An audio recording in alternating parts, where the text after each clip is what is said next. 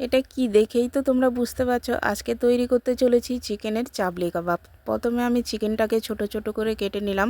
চিকেনটা কাটা হয়ে গেলে তারপরে কেটে নেব রসুন, পেঁয়াজ, কাঁচা লঙ্কা, ধনেপাতা।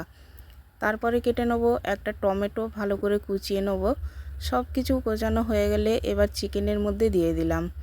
তারপরেই দিয়ে দেবো 1 চামচ বেসন বাইন্ডিংয়ের জন্য। এবার একটা মশলা তৈরি করে নেব।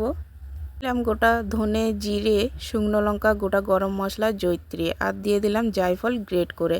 পরিমাণ মতো লবণ দিয়ে তারপরেই দিয়ে দিলাম ড্রাই রোস্ট করা মশলাটা। সব কিছু দিয়ে একটা ডিম দিয়ে দিলাম, লাস্টে দিয়ে দিলাম একটু হলুদ গুঁড়ো। কাবাবটাকে তৈরি করতে হবে খুব সাবধানে। এরকম গোল করে উপরে দিয়ে দিলাম একটা টমেটো স্লাইস। এবার সাবধানে দিয়ে দিতে হবে ফ্রাই প্যানের মধ্যে।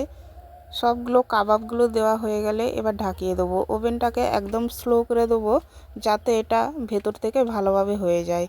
একটু ওলট পালট করে আবারও ঢাকিয়ে দিলাম। ও খেতে যা হয়েছিল বাড়ির তৈরি চিকেনের চাপলি কাবাবটা।